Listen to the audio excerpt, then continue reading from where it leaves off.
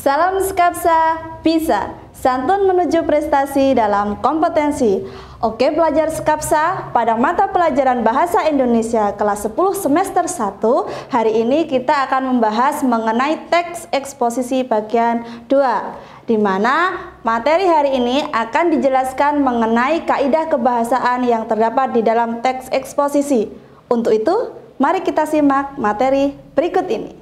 Baiklah, untuk materi teks eksposisi bagian kedua mengenai kaidah kebahasaan yang terdapat di dalam teks eksposisi. Sebelum masuk ke materi, akan saya jelaskan mengenai tujuan pembelajaran kali ini.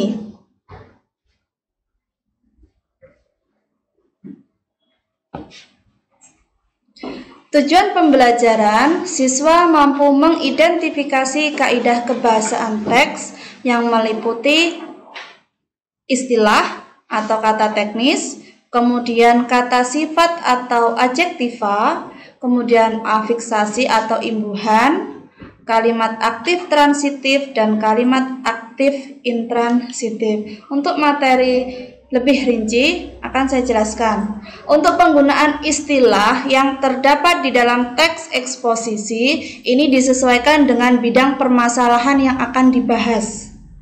Jadi istilah-istilah itu harus disesuaikan dengan bidangnya yang akan dibahas. Maksudnya bagaimana? Mungkin dalam bidang pendidikan, sosial, teknologi, budaya, ekonomi, dan lingkungan. Istilah atau kata istilah adalah kata atau gabungan kata yang dengan cermat mengungkapkan makna konsep, proses, keadaan, atau sifat khas dalam bidang tertentu. Ini contohnya tadi, misalnya dalam bidang lingkungan. Nah, ada istilah polusi, artinya pengotoran tentang air, udara, dan sebagainya. Bisa juga berarti pencemaran. Kemudian ada istilah iklim, yaitu kondisi rata-rata cuaca berdasarkan waktu yang panjang untuk suatu lokasi di bumi atau planet lain. Kemudian ada istilah fauna, yaitu keseluruhan kehidupan hewan suatu habitat, daerah, atau strata geologi tertentu. Bisa juga bermakna dunia hewan. Kemudian dalam bidang teknologi ada akses, yaitu merupakan kosakata dalam bahasa Indonesia yang diserap dari bahasa Inggris yang berarti jalan masuk atau izin masuk. Kemudian ada istilah link yang berarti sambungan atau koneksi dari sebuah sumber ke sumber yang lain. Misalnya dalam sistem networking atau internet. Kemudian ada istilah posting. Nah, istilah ini sekarang sudah sering muncul ya, artinya kegiatan membuat artikel agar muncul di dalam media, yakni media internet. Kemudian yang kedua, setelah istilah ada kata sifat atau adjektiva. Artinya apa? Kata yang khusus menerangkan kata benda. Contoh, ia cantik. Kata cantik adalah kata sifat atau adjektiva, sebab menerangkan kata benda ia. Ia di sini kan pronomina atau kata ganti orang. Contoh lain kata sifat itu serius, besar, punah, langka, bisa juga besar, kecil, dan sebagainya. Jadi kata sifat itu kata yang khusus menerangkan kata benda. Kemudian ada afiksasi atau imbuhan. Di materi teks LHO tentang kaidah kebahasaan, materi ini sudah sempat saya singgung mengenai imbuhan. Contoh, kata dasar tipis mendapatkan imbuhan di an menjadi ditipiskan. Kemudian ada kata rencana mendapat imbuhan ter menjadi terencana. Ada kata dasar rusak mendapatkan imbuhan pean menjadi perusakan. Ingat, pada afiksasi ini bisa mempengaruhi atau mengubah jenis kata. Maksudnya bagaimana? Misalnya ada kata dasar lukis. Lukis itu kan menunjukkan kata kerja.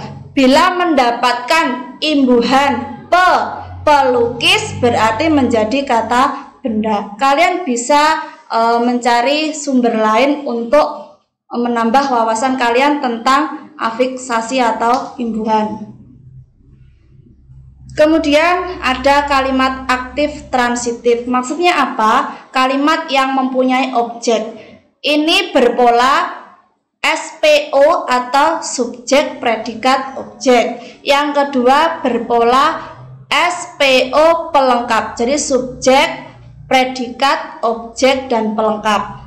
Untuk contohnya nanti akan saya bahas materi berikutnya. Ini saya jelaskan dulu tentang kalimat aktif intransitif. Berarti kebalikannya. Intransitif berarti tidak menggunakan objek. Berarti dalam satu kalimat itu tidak ada objek. Berarti polanya bisa subjek predikat atau subjek predikat pelengkap. Nah, ini contohnya dari kalimat aktif transitif itu yang berwarna coklat. Pada kolom berwarna coklat. Ia membaca buku pelajaran. Ia sebagai subjek, membaca sebagai predikat, buku pelajaran ini sebagai objek. Kemudian, ibu menjahitkan adik saya baju baru. Ini berpola apa? Kalau ini kita belajar menganalisis. Ibu sebagai subjek, menjahitkan sebagai predikat, adik saya sebagai objek, baju baru sebagai pelengkap.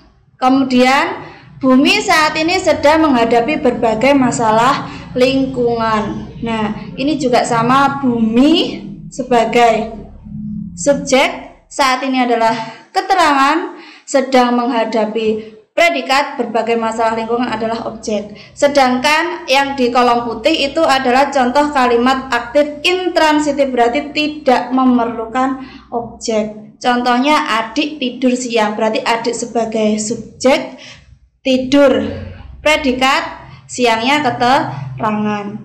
Kemudian polisi bersenjatakan pistol. Ini juga sama, tidak ada objek dalam kalimat itu. Kemudian kalimat yang ketiga, contohnya masalah lingkungan di atas merupakan masalah serius yang harus segera diatasi. Ini sama, tidak memerlukan objek. Dari beberapa contoh ini kalian bisa menyimpulkan, bisa mengingat bahwa kalimat aktif intransitif tidak perlu objek, sedangkan transitif perlu objek. Untuk tugasnya, cari sebuah teks eksposisi, kemudian analisislah kaidah kebahasaannya meliputi kata istilah, kata sifat, afiksasi atau imbuhan, kalimat aktif transitif, dan kalimat aktif intransitif. Ini kalian bisa mengerjakan apabila terdapat kata istilah, kalian garis bawah. Kata sifat sama di garis bawah agar nanti mudah untuk mengoreksi.